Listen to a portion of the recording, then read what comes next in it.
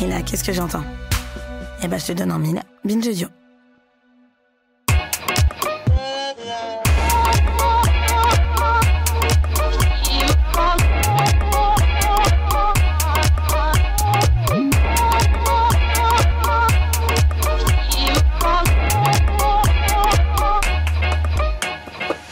Bonjour Rokhaya. Bonjour Grace. Bienvenue dans ce nouvel épisode de Kiffe ta race, le podcast qui saute à pieds joints dans les questions raciales. Comme vous le savez, ici nous parlons sans complexe d'arabes, d'asiatiques, de roms, de noirs, de juifs, de musulmans. Et aujourd'hui dans Kiffe ta race, nous allons parler d'ensauvagement et de barbare, des termes à mettre entre guillemets. Ou non. On entend tourner ces termes sur nos ondes, on les voit s'afficher sur nos fils d'actualité. D'où nous viennent-ils? Comment les analyser et surtout comment les retourner à notre avantage? Rester ou pas barbare? Et de quelle manière? C'est le thème de notre Kiffe ta race du jour. Et pour en parler, nous avons invité Louisa Yousfi. Et bonjour Louisa. Bonjour. Alors tu es journaliste et autrice de l'essai Rester barbare, paru aux éditions La Fabrique. Et dans Kiffe ta race, on a un petit rituel. Lorsqu'on commence la discussion, on demande à notre invité si elle ou il se situe sur le plan racial. Par exemple, Rokhaya est perçue comme une femme noire, moi comme une femme asiatique, est-asiatique. Et toi, Louisa, est-ce que c'est une question qui t'a traversée et comment? Ah oui, bien sûr, c'est une question qui est très importante pour moi. Moi, je dirais comme une arabe, quoi. Arabe ou musulmane, voilà. Mais bon, c'est deux identités qui sont très mêlées aujourd'hui. Et cette conscience d'être une femme arabe, c'était venu à quel moment?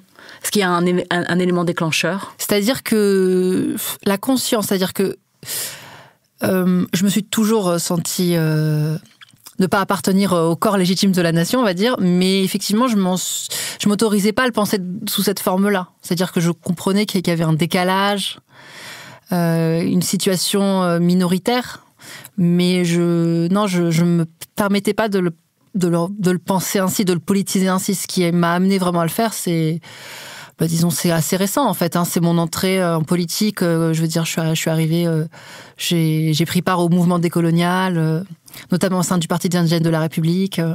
Et c'est à partir de là que j'ai conscientisé cette condition en fait. Et plutôt dans ton parcours, quand tu dis que tu as toujours su que tu faisais pas partie de ce corps homogène, uniforme de la nation qu'on voudrait faire croire qu'il existe, oui.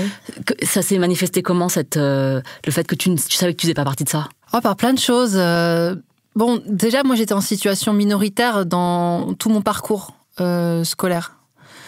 Et d'ailleurs, plus j'avançais dans mon parcours scolaire, et moins on était nombreux d'Arabes ou de Noirs, quoi. Donc, on était vraiment de plus en plus seuls.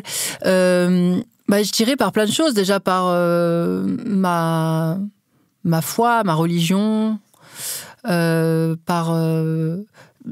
comment dire, c'est des trucs qui sont liés à des habitudes, à des normes, à des formes de vie, des façons de parler.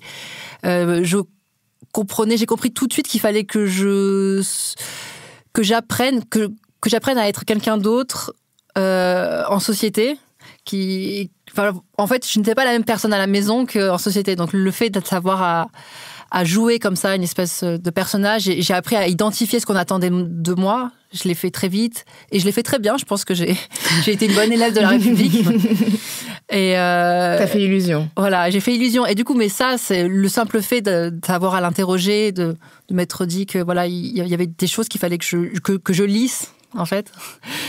Je dis lisser parce que bon pour les cheveux. Que tu ne portes pas lisse, hein. Mais non, mais en plus parce que du coup il y a avec cette idée, on en parlera tout à l'heure, mais avec le barbare, c'est quelque chose de rêche en fait. C'est un mot qui est un peu rêche.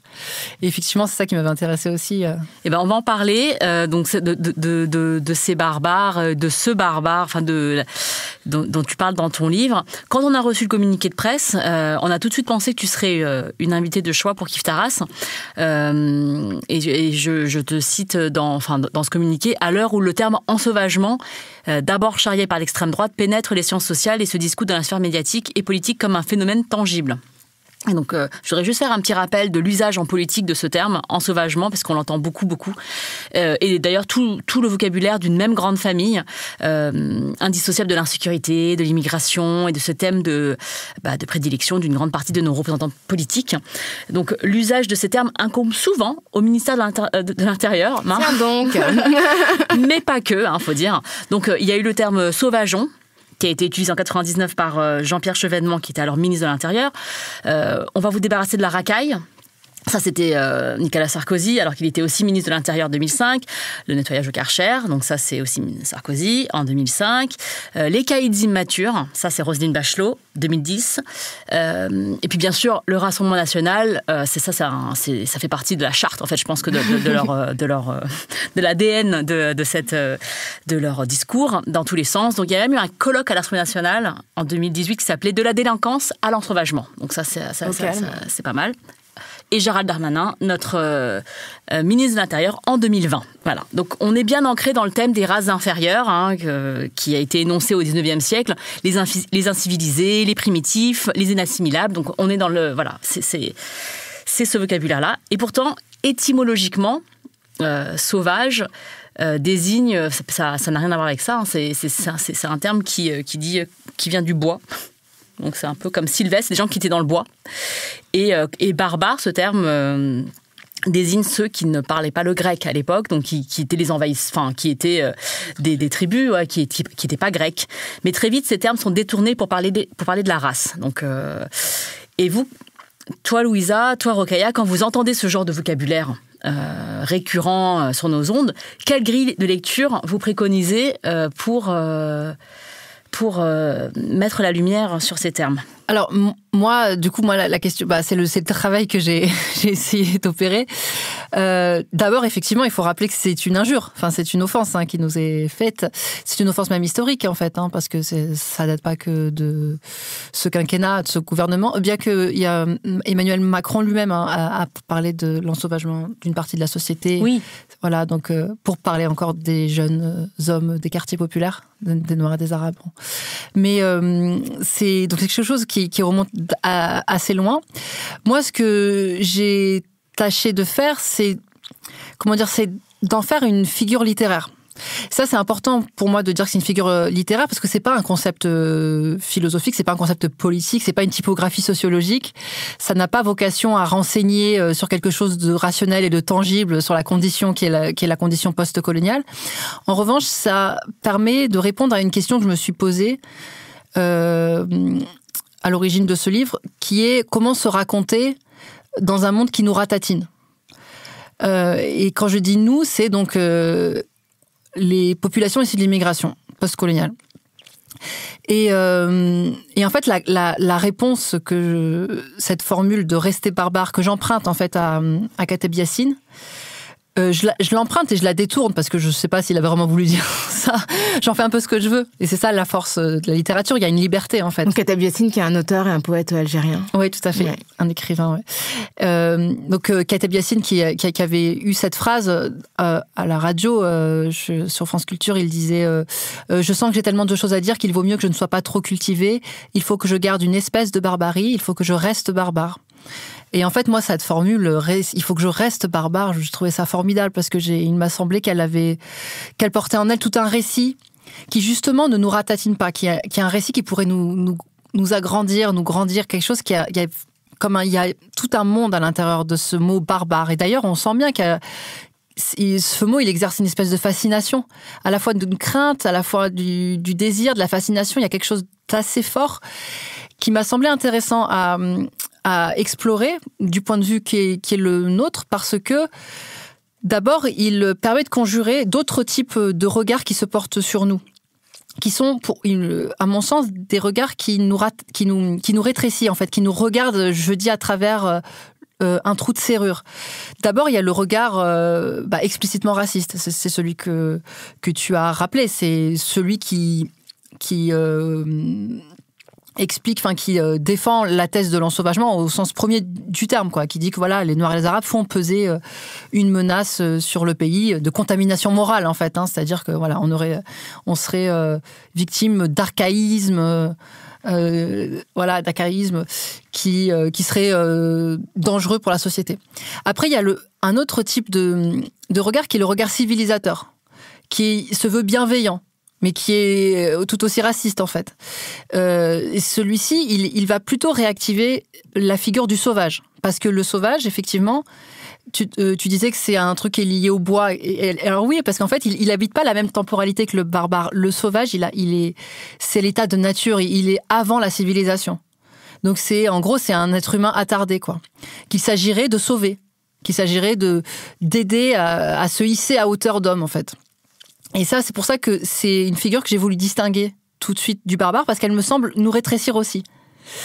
Et puis, je parle aussi d'un regard analysateur, clarificateur, qui est celui des sciences sociales, que je veux pas diaboliser, bien entendu, mais que je tacle un peu, parce qu'il me semble aussi qu'il y a quelque chose comme de l'ordre de on va vous observer de manière à mieux vous cerner, à mieux vous clarifier, vous rationaliser, vous rendre plus net. Et il me semble que dans ce geste, il y a aussi une volonté de nous rendre un peu plus inoffensifs aussi. C'est-à-dire que en remontant toute la généalogie de nos mots MAUX, hein, de tout ce qui aujourd'hui fait ce dont nous souffrons, et ben en fait l'idée c'est de dire voilà, on va expliquer pourquoi ils sont comme ils sont en fait, hein, pourquoi en fait il y a tant de violence dans les quartiers, pourquoi il y a tant de violence chez eux, pas parce qu'en fait ils sont victimes d'un lot de frustration, etc. Et c'est une manière aussi de dire déjà de nous capturer dans une grille d'analyse, hein, et puis de nous rendre, je pense, nous rendre moins, de nous rendre plus inoffensifs, voilà.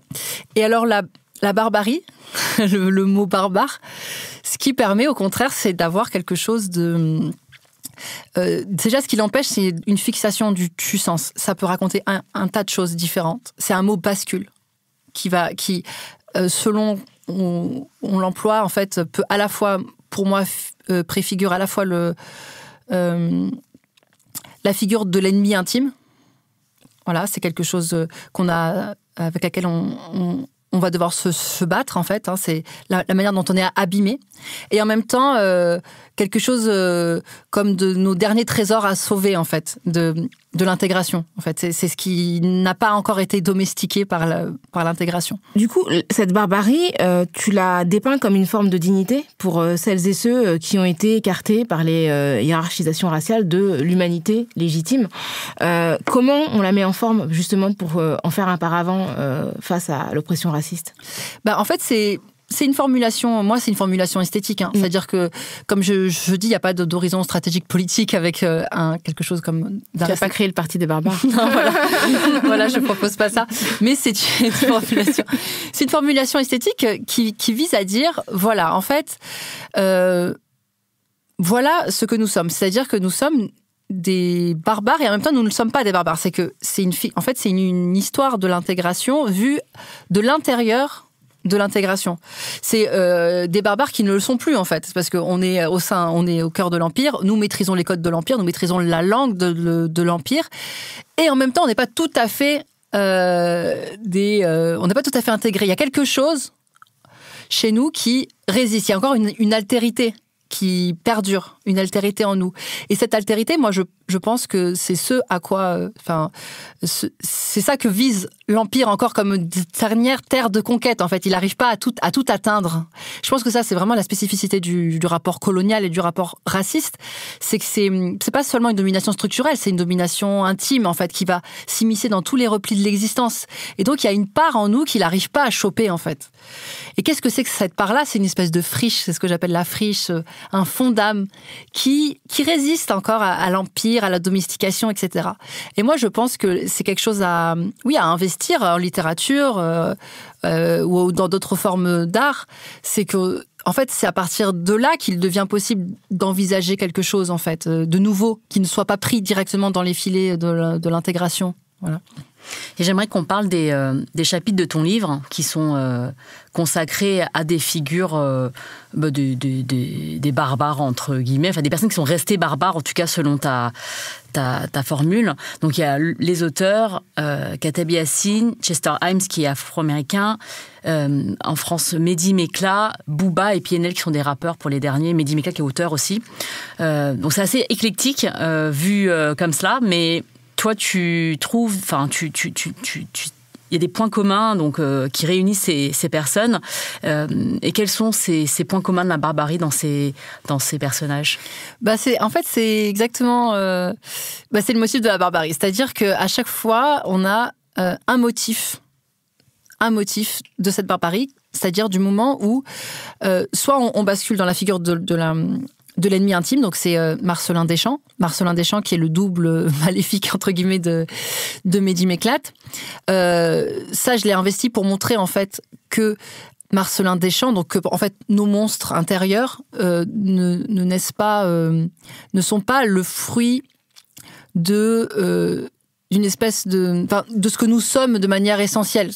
Parce qu'en fait, c'est ça la thèse qui a gagné dans cette affaire médiatique, c'est qu'on a dit que Mehdi Méclate, en fait, a toujours été ce gars, ignoble, donc homophobe, antisémite, etc. On va juste rappeler ce qui s'est passé autour de Mehdi Méclate pour les personnes à qui ça aurait échappé. C'était en 2017, me semble-t-il. Donc Mehdi Méclate, qui était journaliste, notamment au Bandit Blog, mais aussi sur France Inter, et romancier avec Badreddine Saïd Abdallah, venait de sortir un livre et en fait ont été révélés des tweets homophobes, antisémites qu'il postait sur Twitter sous l'identité de Marcellin Deschamps. Et en fait, ça a été sa chute médiatique, alors que c'était un peu avec Badreddine, qui se faisait surnommer Badrou, l'enfant chéri des médias issus des banlieues, des quartiers populaires. Et donc, ça a été un long moment de tentative de lui-même, de tentative de réhabilitation à travers un livre que tu cites. Et donc, c'est de ça dont il est question. Voilà. Oui, tout à fait. En fait, ce que je dis dans cette affaire, c'est que la version officielle, c'est qu'on a dit, en fait,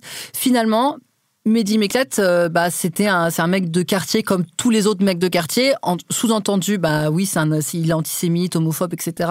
Et en gros, il a bien caché son jeu pour pouvoir s'intégrer dans le beau monde, et notamment le monde de la gauche, la gauche culturelle, qui est plutôt qui est tolérante, ouverte, qui a plutôt tendance à vouloir valoriser une approche, une vision avenante de la banlieue. Et là, il y avait une espèce d'effondrement. Et du coup, ce qu'on a dit, c'est en fait, ce qui fait que, en fait, son monstre, la paternité de son monstre lui revient intégralement. Alors que moi, ce que j'essaie de montrer, c'est que ce monstre-là, il est né et il s'est revigoré au contact de ce monde, du monde qu'il a rejoint, c'est-à-dire du beau monde, du prétendument beau monde qu'était justement cette belle société parisienne, satisfaite d'elle-même, qui se croit tolérante, etc. Et je pense que c'est trop facile de renvoyer Marcellin Deschamps à Mehdi Méclate, alors que je pense que Marcellin Deschamps, c'est donc le monstre, c'est le fils, c'est l'enfant renié de cette gauche, en fait, qui ne s'avoue pas elle-même ce qu'elle est véritablement, en fait. Là où je peux effectivement comprendre ce que tu dis, c'est que tout le monde a fait comme si Marcellin Deschamps, tout le monde découvrait soudainement que c'était Mehdi Méclate, alors que moi tout le monde le savait. Tout le monde le savait. Oui, il y avait tout le monde aussi. Le savait, tout le monde a vu ses tweets, donc c'était très bizarre que soudainement les gens s'en offusquent, alors que les gens savaient très bien qu'il jouait avec le feu depuis très longtemps, quoi. Oui, c'est vrai. D'ailleurs, il le dit beaucoup, il le montre beaucoup dans son livre. Oui, en fait, c'est ça à l'occasion d'un scandale qui a été en fait orchestré par l'extrême droite, il me semble. C'est parce qu'il avait été invité ensuite il me semble qu'il avait atteint un niveau trop élevé. Il était à la Grande Librairie. Voilà, c'était la Grande Librairie, et là, c'était insupportable, je pense, du point de vue du camp d'en face, quoi, du camp des fachos. Et du coup, ils sont allés chercher, comme maintenant c'est devenu la règle. Dès qu'une figure issue de l'immigration émerge, la première chose qu'on va faire, c'est aller voir si elle n'a pas des casseroles. Voilà, et donc c'est ce qui s'est passé. Ils ont réussi leur coup, et je pense que ils ont réussi leur coup à cause de la faiblesse aussi des prétendus bienfaiteurs de Mehdi Méclate, qui auraient pu, en fait, très simplement, vraiment désamorcer cette histoire. Le fait qu'il n'ait pas désamorcé, je pense que ça dit quelque chose aussi Il y a quelque chose qui reste à élucider, en fait. Ce que j'ai essayé de faire, en fait. Moi, je voulais faire une suggestion, si tu devais ajouter un barbare d'origine asiatique dans ton livre, parce que je sais que, c'est pas le sujet, ce que tu as choisi des personnages, des personnes qui sont arabes ou noirs, mais est-ce que tu penses que Bruce Lee serait un bon barbare à rajouter à ta liste? Parce que il a vraiment cette aura de, l'un des seuls, en tout cas à l'époque, avoir percé à Hollywood. Il mettait des raclés à tout le monde. C'était le très très méchant, voilà, qui avait très peu de sentiments, qui était vraiment. Et donc ça a fait rêver les gamins et les adultes. Il y a beaucoup de personnes qui se disent mais ça a bercé mon enfance. Et des personnes pas du tout asiatiques. Donc c'est vraiment quelque chose d'international. Et c'est particulièrement évident dans le portrait par Quentin Tarantino. En 2019, quand il a fait Once Upon a Time in Hollywood, qui a été un film, quand même, nul. Je crois qu'il est. On ne porte pas de jugement dans cette émission. Si. Mais dans le portrait que fait Quentin Tarantino, Bruce Lee est arrogant, colérique, détestable. Et d'ailleurs, sa fille, Shannon Lee, s'est insurgée contre cette image de son père défunt. Mais Quentin Tarantino s'est même justifié par rapport à ça en disant que tout le monde le détestait sur les sets. Et donc, ça m'a fait penser à ça, c'est-à-dire que est-ce qu'il serait un bon barbare pour ton livre? Ah ouais, complètement, parce que en fait, c'est ça. En fait, le barbare, c'est une figure qui a du charisme en fait. C'est une figure de l'arrogance aussi, de l'arrogance décoloniale en fait. Et du coup, oui, complètement. Moi, je veux dire, c'est normal que sa fille elle a voulu le défendre en disant que c'était faux. Mais moi, je trouve que, en fait, ça peut plus ou moins ce que je fais comme geste. Moi, je prends tous ces barbares-là et je dis, mais oui, c'est vrai, ils sont méchants. Et alors? En gros, c'est ça. C'est-à-dire que je cherche pas à dire, à montrer au contraire qu'ils ont tort parce qu'au final on est plutôt gentil, mais regarde, enfin, je cherche pas à les rassurer, quoi. En fait, oui, on est méchant et on est laid parfois et on est effrayant et on peut constituer effectivement une menace. Ça dépend de laquelle. Moi, je dis une menace en fait à leur prétention identitaire à eux parce que c'est ça. L'identité, l'élan identitaire qui fait système, qui fait structure, c'est celui de l'empire, enfin c'est celui du pouvoir, c'est pas le nôtre. Et du coup, oui, à cette prétention-là qu'ils ont, oui, on est une menace pour ce monde-là. Effectivement, on est une menace, mais quel est ce monde-là ? Ce monde-là, c'est un monde inégalitaire, c'est un monde raciste, c'est un monde, voilà. Donc, en fait, il faut pouvoir être fier d'être une menace, quoi. Et avant de faire une petite pause, on salue quand même Mehdi, qu'on a cité plusieurs fois, qui nous a invités au Chicha de la Pensée, oui. L'épisode sur la charge raciale, Mehdi Mekla et Badrou Saïd Abdallah nous avaient invités et notre ami va très bien. Voilà, il écrit, il continue à écrire et voilà. Je le salue aussi, non, parce que du coup, parce que je me suis quand même emparée de son histoire. Après, c'est vrai que j'en ai fait une lecture personnelle, et je le présente ainsi. Mais du coup, je le salue aussi, effectivement. Petite pause.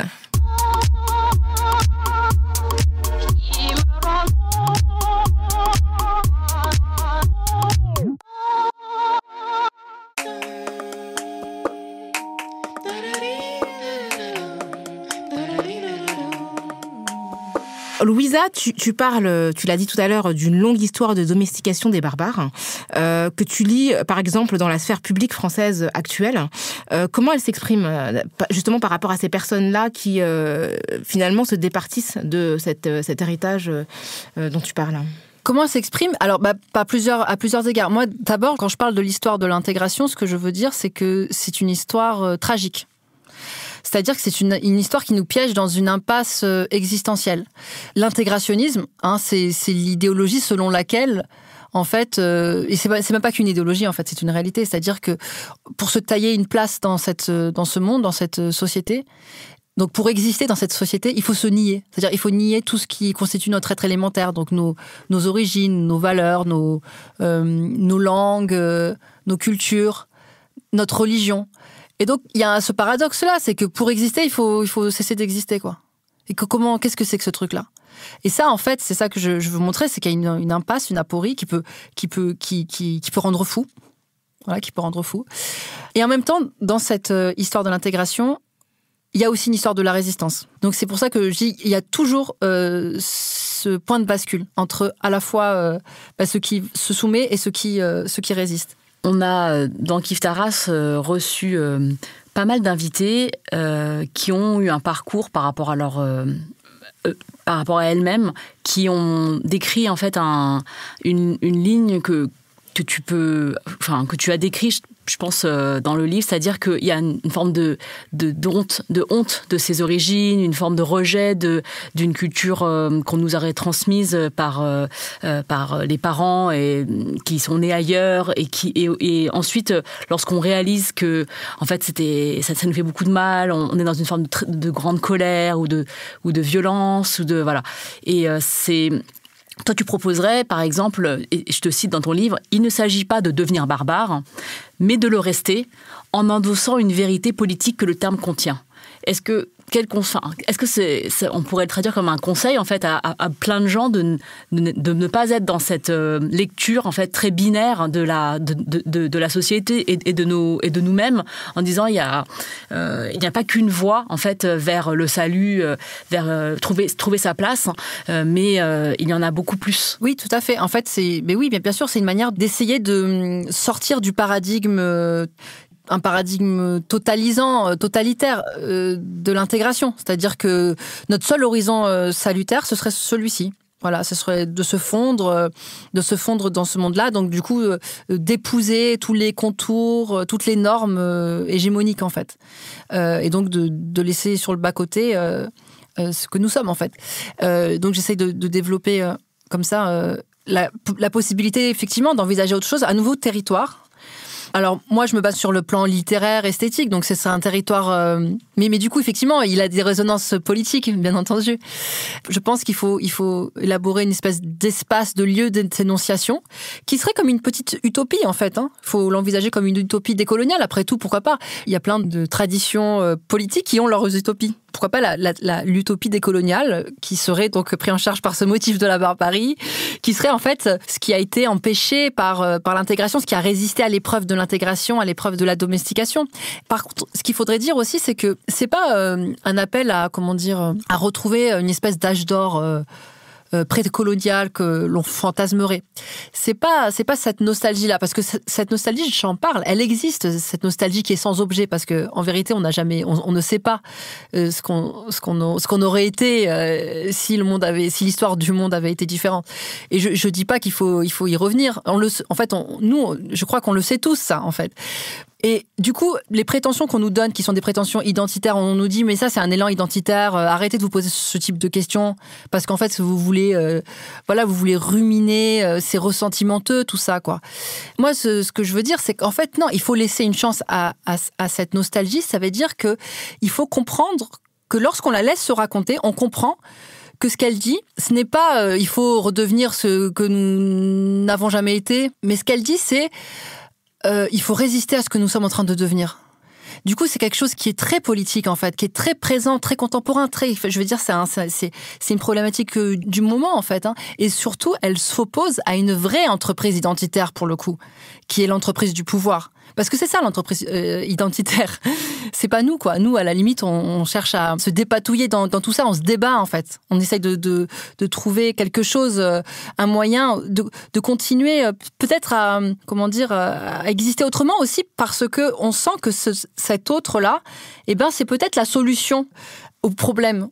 C'est-à-dire que c'est peut-être nous qui portons en nous, puisque nous sommes ceux qui avons le plus intérêt à ce que le système se renverse, à ce que ce monde s'effondre, en fait, sous cette forme-là. C'est peut-être nous, en fait, qui portons en nous la solution. Tu parles aussi de la violence verbale, la violence physique. Et est-ce que toi, tu penses que c'est le seul moyen d'engager une relation d'égal à égal par rapport au pouvoir ? Est-ce que tu penses que ce sont les seules ressources, finalement, dont disposent les personnes minorées pour faire un peu de bruit ? Non, je pense pas ça. Je pense que, effectivement, la violence, j'essaie de comprendre quand je dis que c'est une manière d'entamer, dans un monde extrêmement violent, pour entrer en communication. Oui, il arrive que le seul moyen d'entrer en communication d'égal à égal, c'est d'être soi-même violent. C'est ça, en fait. Et donc, j'essaie de dire qu'il faut pas s'étonner, en fait, que certains d'entre nous sombrent dans la violence, effectivement. Parce que c'est leur seul moyen, paradoxalement, d'être digne, en fait. Et c'est difficile à admettre ça et à le dire, parce que ça veut dire qu'en fait, être digne, c'est à la fois sans les dire. C'est à la fois céder à son monstre. Donc, c'est se renier, s'affirmer, c'est se renier. C'est encore une autre impasse, quoi. C'est très compliqué. Mais moi ça, je le pose pas comme une solution. Moi, ça, j'en fais juste quelque chose, j'essaie de l'analyser. En revanche, je pose des choses plutôt comme une attitude, quand je parle d'arrogance, de charisme. Je pense que c'est des choses intéressantes à garder en tête parce que c'est lié en fait à des motifs. C'est lié à l'endroit par où on a voulu nous atteindre, c'est-à-dire en nous humiliant en fait, c'est-à-dire en faisant en sorte qu'on ait honte de nous-mêmes, en faisant en sorte qu'on n'ait plus la capacité précisément de s'affirmer et d'être arrogant. Et donc c'est une manière effectivement de répondre à cet endroit-là. Et ça me semble tout à fait normal. Mais du coup, ce serait pas tout à fait de la violence, mais ce serait comme se redonner du charisme en fait. Et c'est pour ça que je disais quand je disais au début, comment est-ce qu'on se raconte dans un monde qui nous ratatine, et ben en s'agrandissant et même en exagérant peut-être un peu même le trait. On devient des géants quoi. Et le barbare, ça me semblait faire ça parce que il faut imaginer barbare au sens de Homère, les grands mythes avec les barbares, la horde des barbares qui arrivent. Tout de suite, on voit quelque chose de géant, de grand quoi, une peuplade qui arrive. Et je trouve que c'est des motifs esthétiques intéressants. Et comment on se raconte aussi, tu donnes en conclusion, tu dis écrire, enfin tu parles de écrire en tant que femme non blanche, donc ça nous intéresse particulièrement parce que toutes les trois autour de la table, nous sommes des femmes qui écrivent et qui sont non blanches. Donc tu dis que dans les milieux progressistes, écrire en tant que femme non blanche était un sésame. Est-ce que c'est pour faire donc tampon avec ces fameux barbares qui sont fantasmés parfois et qui sont créés par la société? Et quel conseil tu donnerais aux femmes qui souhaitent écrire et qui ne sont pas blanches?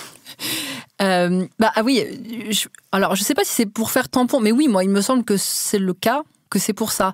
En tout cas, c'est un sujet d'inquiétude pour moi, et je pense pas que pour moi, je pense que pour toutes les femmes non blanches qui écrivent, on travaille avec nous toute une histoire en fait. On a une histoire qui pèse sur nos épaules. On sait à quel point on a voulu nous instrumentaliser sur le dos de notre communauté. On a voulu instrumentaliser nos intérêts de genre sur le dos des hommes de la communauté.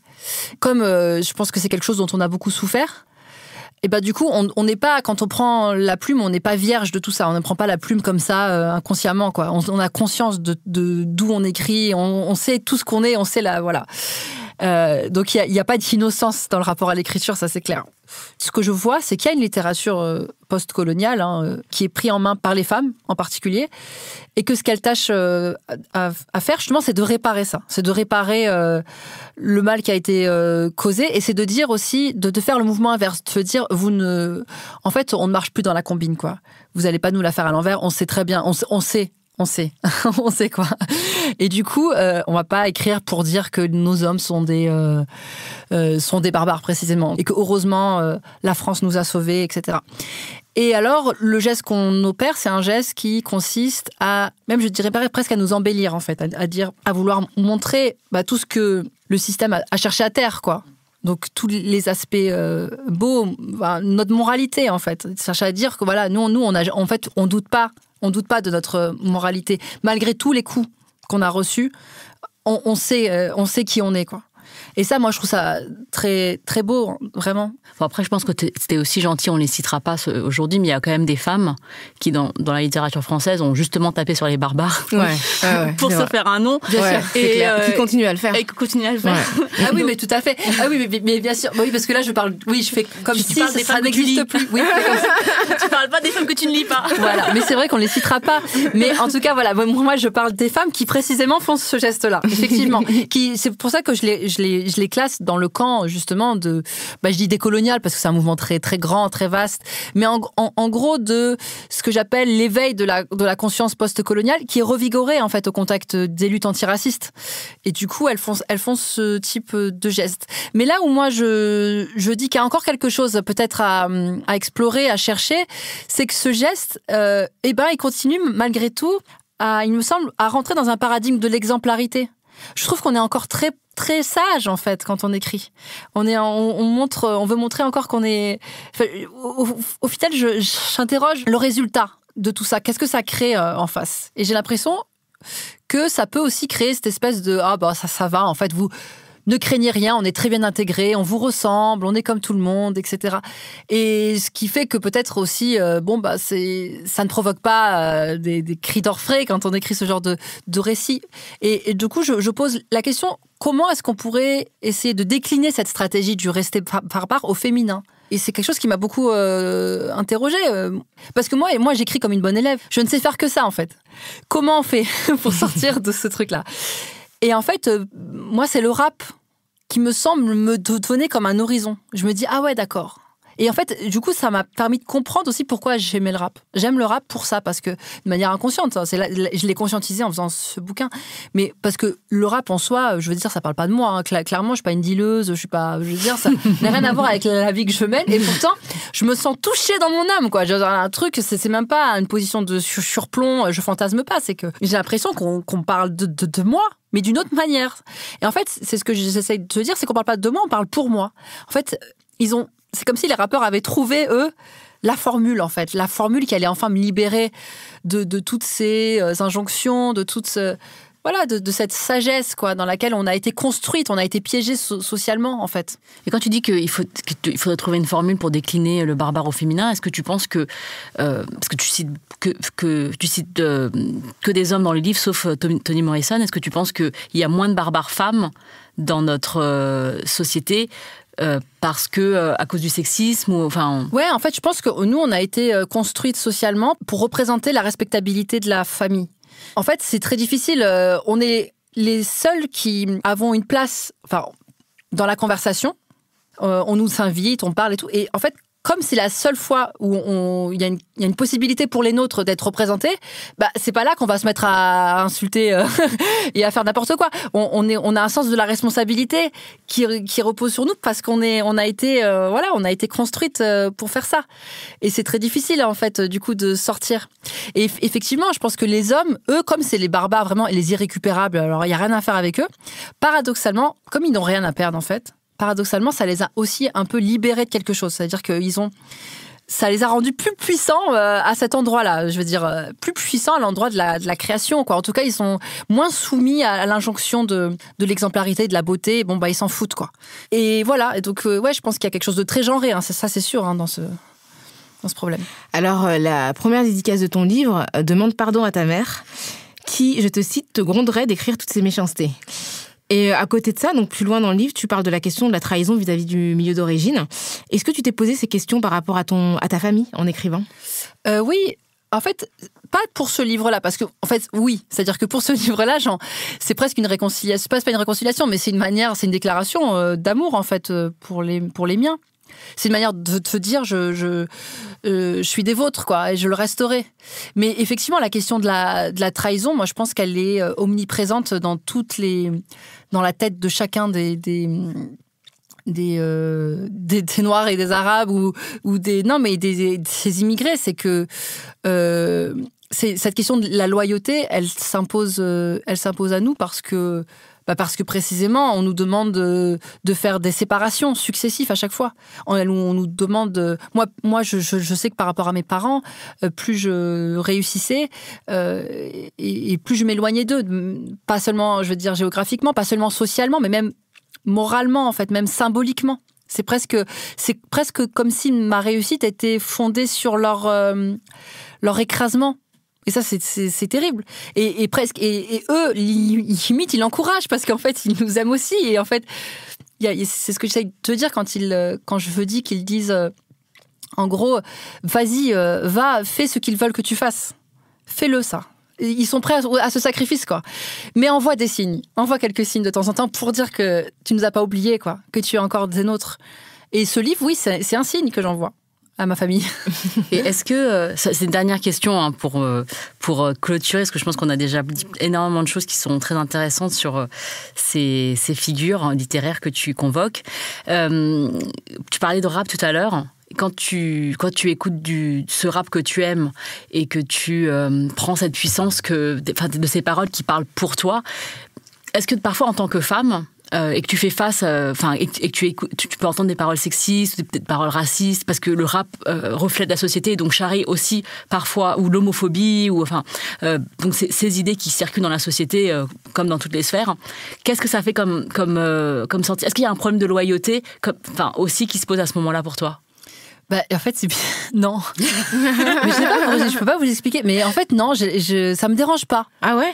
Mais ça me dérange pas. Bon, après, parce que le rap aujourd'hui, après, ça dépend. Il y a énormément de rappeurs, bien sûr. De rap. Par exemple, PNL, il n'y a pas de femmes, en fait. C'est un univers sans femmes. Donc, c'est même pas, ce problème n'existe pas. Ah il parle des femmes japonaises quand ils sont au Japon, mais bon... Oui. Un tiki-tiki. Mais oui, mais c'est pas un morceau qui a sauté, ça, du coup, parce qu'ils ont. Ah d'accord. Non, je pense qu'ils ont piraté un. Oui, non mais c'est bon, je crois qu'ils ont payé. Ils l'ont retrouvé. Ouais. Mais bon, bref. Ouais. Mais bon, oui. Non mais. Ce que je veux dire, c'est que moi, quand je dis rester barbare, ça veut pas dire être soustrait à toutes les formes de domination. Donc, je veux dire, effectivement, ils sont eux-mêmes, ils reproduisent des formes de domination. C'est comme quand on pose la question aussi du rapport à l'argent. C'est plutôt c'est des gauchistes qui posent des questions. Oui, mais du coup, ils sont là, ils consomment. Voilà, et puis ils font l'apologie de l'argent. Je veux dire, est-ce que c'est vraiment de la barbarie, etc. Bah non, mais moi je dis pas que la barbarie, ça veut dire être soustrait à toutes les formes de domination. En fait, ils sont traversés évidemment par tout ce que charrie la société. Et ils essayent d'en faire un truc, voilà. Sur le plan des hommes, moi, la manière dont je l'entends, les hommes et les femmes, la manière dont je l'entends, c'est que comme il y a une volonté, je pense, du pouvoir à leur égard, de, entre guillemets, les émasculer, quoi, de les rendre impuissants, de faire d'eux des hommes, voilà, et de les séparer précisément de leurs femmes. C'est aussi une manière de les émasculer, de les reléguer socialement, symboliquement, etc. Et c'est par là qu'ils répondent, en fait. Ils répondent aussi par un virilisme exacerbé, quoi. Mais c'est leur manière à eux, en fait, d'opposer quelque chose, en fait. Et c'est comme ça c'est comme ça que je l'entends. Je me dis, voilà, c'est leur manière à eux de se raconter en puissance, parce que c'est par là qu'on veut les atteindre aussi. Mais d'une certaine manière, je comprends ce que tu dis, mais est-ce que leur affirmation, elle doit se faire à notre détriment ? Tu vois, c'est toujours cette question-là, c'est que tu te dis, est-ce qu'on n'est pas des victimes collatérales du fait que la masculinité est placée comme un symbole de puissance, et donc ça encourage tous les hommes, et en particulier les hommes dominés, à la survaloriser, mais que nous, ça ne nous arrange pas. C'est-à-dire que oui, je veux bien qu'ils s'affirment, et c'est bien pour eux, mais dans l'histoire, qu'est-ce qu'on gagne, quoi ? Bah oui, mais oui, c'est sûr que oui, moi quand je pose le constat, je pense je serais d'accord pour dire ça, mais moi, j'essaie de comprendre pourquoi on fait ça. C'est-à-dire que c'est plutôt, j'aurais plus tendance à essayer de viser ce qui a produit cette nécessité chez eux de précisément montrer qu'ils en ont une grosse, et que tu vois, c'est plutôt ça qui m'intéresse. Du coup, j'ai plus envie d'aller viser ça, d'aller dénoncer ce qui produit cette violence et ce virilisme que la conséquence, en fait. Très bien. Mais je pense qu'on est. On a terminé, oui. On a bien fait. On a bien fait le tour des questions. Merci. Donc c'est la fin de ce numéro de Kif Taras avec Louisa Yousfi. Son livre Rester barbare est disponible aux éditions La Fabrique. N'hésitez pas à nous faire part de vos opinions sur l'échange que nous venons mener. Je suis sûre qu'il y aura plein de messages. Contents et pas contents. Si vous avez des commentaires, des questions, si vous êtes choqués, si vous êtes concernés, n'hésitez pas. Écrivez-nous à kiftaras@binge.audio ou contactez-nous sur les réseaux sociaux, Twitter, Facebook, Instagram, en suivant nos comptes Kif Taras ou tout simplement le hashtag Kif Taras. Kif Taras, c'est un podcast produit par Binge Audio. La prise de son est aujourd'hui assurée par Elisa Grenet et la réalisation est signée Thomas Chalvidal. Merci à Naomi Titi pour la production et l'édition, et merci à Jeanne Longhini et à Lise Niederkorn pour la communication et notre présence sur les réseaux sociaux. On se retrouve très vite pour une nouvelle plongée dans les questions raciales. Merci Rokhaya. Merci Grace. Merci Louisa. Merci à vous.